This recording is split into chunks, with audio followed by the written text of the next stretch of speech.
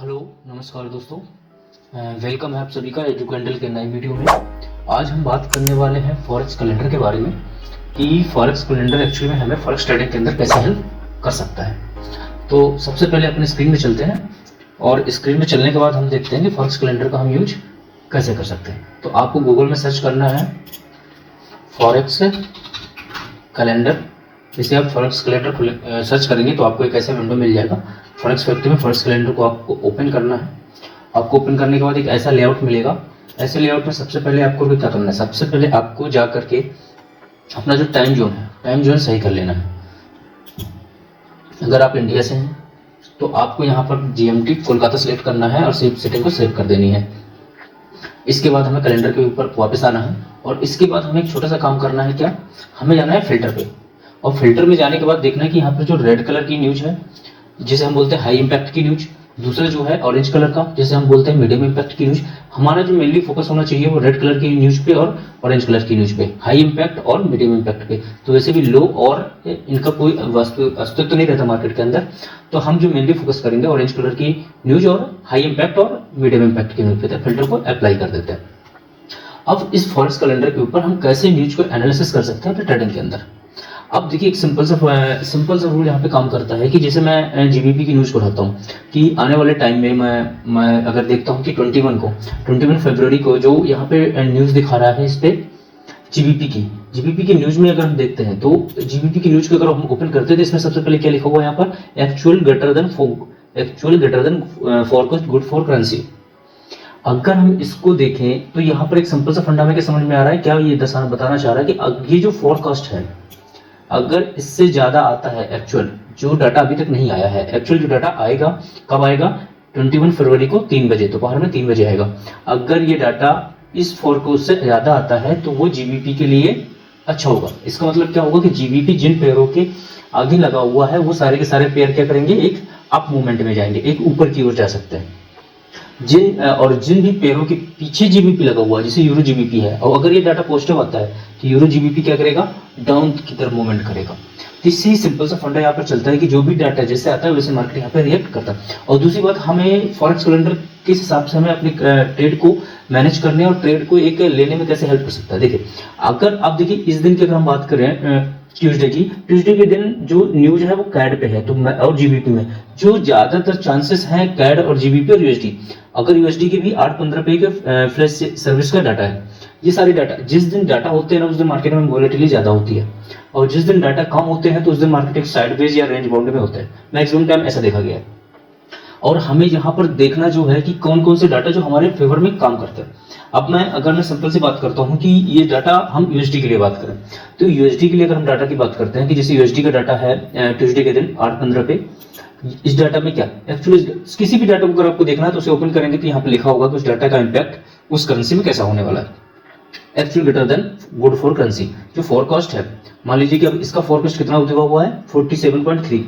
अगर यूएसडी का डाटा 47.3 या 47.3 से ऊपर आता है या ज्यादा आता है तो वहां पर क्या होगा कि जितने भी पेयर यूएसडी के हैं सारे के सारे ऊपर की मूवमेंट करेंगे। कौन से पेयर, जिनके आगे यूएसडी लगा हुआ है, जैसे यूएसडी जेपीवाई है और यूएसडी कैड है। अगर डाटा पॉजिटिव आता है ये सारे के सारे पेयर अप मूवमेंट करेंगे, और जैसे जिन पेयर्स के पीछे लगा हुआ है जैसे यूरो यूएसडी है, जीबीपी यूएसडी है, गोल्ड है, एक्सए यूएसडी, डाटा पॉजिटिव आने पर ये डाउन मूवमेंट करते हैं।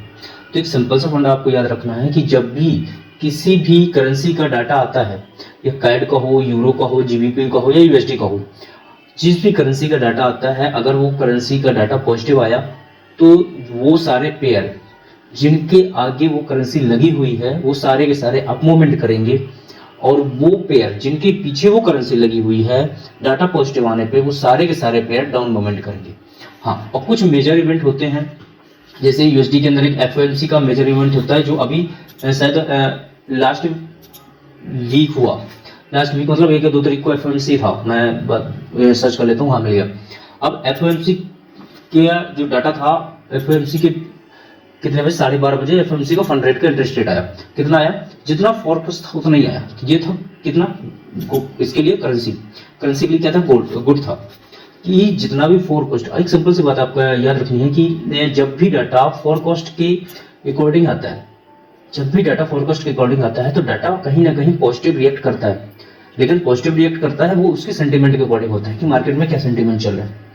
ठीक है, अब उसके बाद जब जैसे डाटा पॉजिटिव आया उसके बाद क्या हुआ कि हर एक इंटरेस्ट रेट, मतलब जब भी इंटरेस्ट रेट आएगा उसके आधे घंटे बाद एक प्रेस कॉन्फ्रेंस होगी, और उस प्रेस कॉन्फ्रेंस में मैक्सिमम टाइम ऐसा देखा गया है कि अगर मार्केट ने यहाँ पे पॉजिटिव रिएक्ट किया है तो ज्यादातर चांसेस है प्रेस कॉन्फ्रेंस में नेगेटिव या फिर और ज्यादा पॉजिटिव चांसेस रिएक्ट कर सकता है।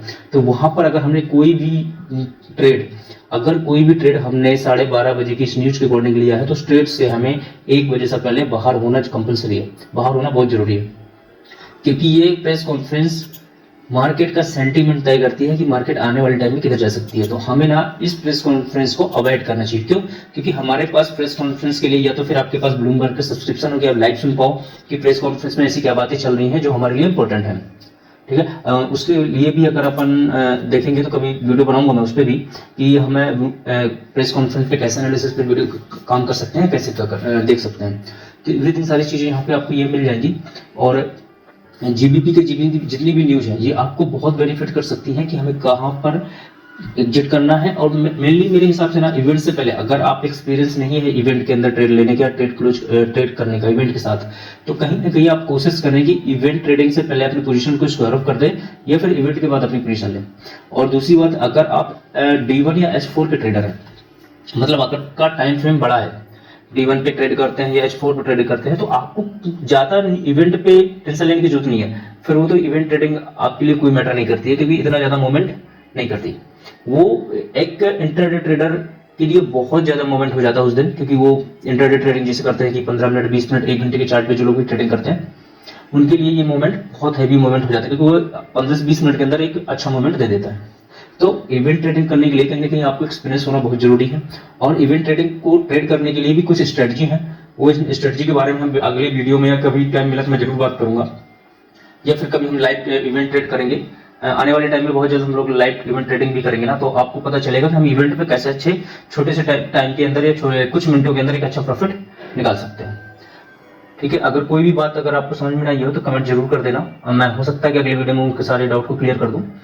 और तो होप, मुझे उम्मीद है कि आपको समझ में आया होगा कि ये डाटा जो आता है वो कैसे रिएक्ट करता है। तो एक सिंपल सा फंडा याद करना है कि जिस भी करेंसी का डाटा आ रहा है, अगर वो डाटा पॉजिटिव है तो उस करेंसी के लिए डाटा पॉजिटिव आया है तो वो करेंसी ऊपर की ओर मूवमेंट करेगी जिन पेयरों में वो आगे लगी हुई है, और जिन पेयरों में वो पीछे लगी हुई है वो सारे के सारे पेयर डाउन मूवमेंट करेंगे। एक सिंपल सा फंडा याद रखना बस।